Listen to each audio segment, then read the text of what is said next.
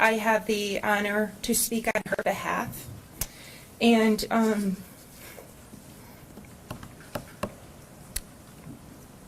you may proceed. Can you state and spell her name? I can. I want the court to know that in December I had the opportunity, I'm going to be speaking for Ms. McKayla Maroney, and in December I had the opportunity to spend some time with her mom, Erin Maroney, and to meet McKayla. And I hope that they are watching somewhere, and again, I am so privileged to speak on their behalf, and I'm glad they've asked me to do this. And Erin Maroney, is that E-R-I-N? Yes. All right. And as to McKayla? Yes. Dear, spelling, I'm sorry. McKayla Maroney.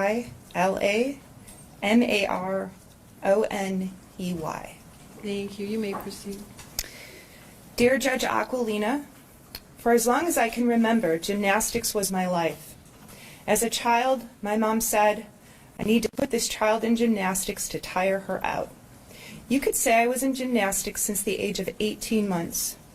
I've always felt comfortable in the gym, sort of my home away from home. I was 7 years old for my first competition. I remember getting ready for the meet. I got my hair braided with a cool bow and some sparkles. I got to wear this really awesome Leo and wore a matching warm-up. Life was good. I looked good. And I was pretty certain that one day I'd be heading off to the Olympics.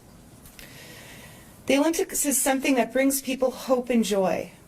It inspires people to fight for their dreams because anything is possible with hard work and dedication. I remember watching the 2004 Olympics. I was 8 years old, and I told myself that one day I would wear that red, white, and blue leotard and compete for my country. Sure, from the outside looking in, it's a remarkable and amazing story. I did it. I got there, but not without a price. I made the United States national team at the age of 14 and began to compete throughout the world for my country. When I first met Larry Nassar, he was the doctor for our national team and our Olympic team. I was told to trust him, that he would treat my injuries and make it possible for me to achieve my Olympic dreams.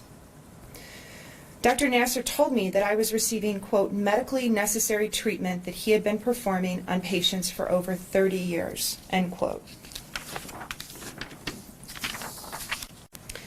As it turns out, much to my demise, Dr. Nassar was not a doctor. He in fact was and forever shall be a child molester, a monster of a human being, end of story. He abused my trust, he abused my body, and he left scars on my psyche that may never go away. It all started when I was 13 or 14 years old at one of my first national team training camps in Texas, and it didn't end until I left the sport. It seemed whenever and wherever this man could find the chance, I was, quote, treated, end quote. It happened in London before my team and I won the gold medal. And it happened before I won my silver medal. For me, the scariest night of my life happened when I was 15 years old. I had flown all day and night with the team to get to Tokyo. He'd given me a sleeping pill for the flight, and the next thing I know, I was all alone with him in his hotel room, getting a, quote, treatment. I thought I was going to die that night. Because the national team training camps did not allow parents to be present, my mom and dad were unable to observe what Nassar was doing, and this has imposed a terrible and undeserved burden of guilt on my loving family. Larry Nassar deserves to spend the rest of his life in prison, not only because of what he did to me, my teammates, and so many other little girls. He needs to be behind bars so he will never prey upon another child. I urge you to impose the maximum sentence upon him. Ever since I went public with my story, I have been inspired and uplifted by the love and support of my former teammates, fans, and many other good people. People should know that sexual abuse of children is not just happening in Hollywood, in the media, or in the halls of Congress. This is happening everywhere. Wherever there is a position of power, there seems to be potential for abuse. I had a dream to go to the Olympics, and the things I had to endure to get there were unnecessary and disgusting. I was deeply saddened by the stories of my fellow Olympic teammates that suffered, as I did, at the hands of Larry Nassar. More than 150 women and girls had to say #MeToo to Nassar's sexual assaults, and hundreds more were victimized to create the pornographic images that fueled his evil desires. A question that has been asked over and over: how could have Larry Nassar been allowed to assault so many women and girls for more than 2 decades? The answer to that question lies in the failure of not one, but 3 major institutions to stop him: Michigan State University, the United States Gymnastics Association, and the United States Olympic Committee. When my story became public, the U.S. Olympic Committee said, quote, "Each doctor working with our athletes undergoes background checks, including an evaluation of medical licensure actions." Unfortunately, this predator was not identified by any organization during the time in question, unquote. Reports to the nation's leading newspapers and media outlets document credible claims that Michigan State University trainers and coaches received complaints about Nassar going back to the late 1990s. These complaints were ignored. Nassar was not even licensed to practice medicine in Texas, yet he, quote, treated, unquote, and abused girls at the Caroli Ranch Olympic Training Center in Huntsville, Texas, for more than 15 years.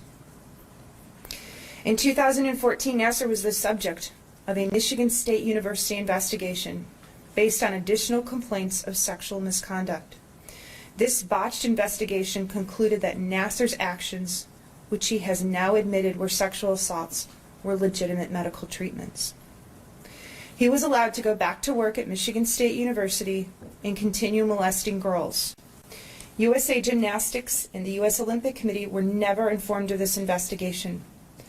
When other Olympic and national team athletes complained to USA Gymnastics about Larry Nassar in 2015, he was allowed to retire as the Olympic team doctor, and Michigan State was never informed of the complaints made against him.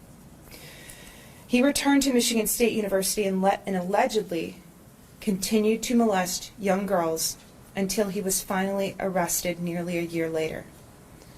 A simple fact is this: if Michigan State University, USA Gymnastics, and the U.S. Olympic Committee had paid attention to any of the red flags in Larry Nassar's behavior, I never would have met him. I never would have been treated by him. I never would have been abused by him. It is my hope that federal and state law enforcement agencies will not close the book on the Nassar scandal after he receives his just punishment. It is time to hold the leadership of Michigan State University, United States Gymnastics, and the United States Olympic Committee accountable for allowing and in some cases enabling his crimes. Our silence has given the wrong people power for too long, and it is time to take our power back. Thank you. Signed, McKayla Maroney. Thank you, and thank you, McKayla. I think you've just taken your power back along with your sister survivors. Your voice for change and accountability is being heard.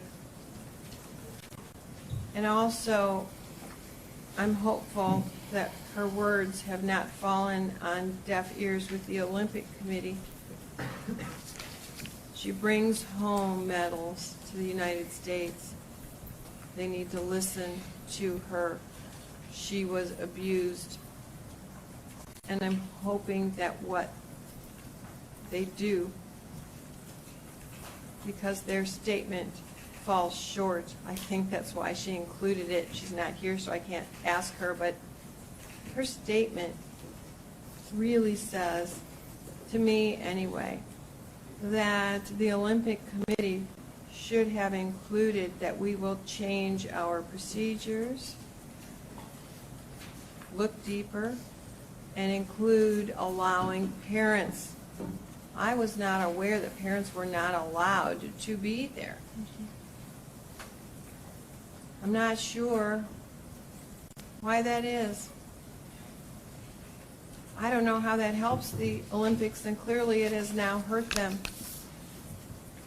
So her voice echoes loudly on behalf of all sports and the victims here.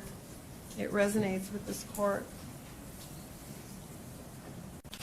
And yet I've heard another crime. Criminal sexual conduct against an incapacitated victim. Something else that could have been charged. I know it's a global settlement, global plea. There are so many more crimes here that were committed. More crimes doesn't help the victims. There's only one lifetime defendant has. I thank and applaud her mother and McKayla for her statement, a very brave public statement. Please let her know, and I hope she's watching. Me too. I will. Thank you.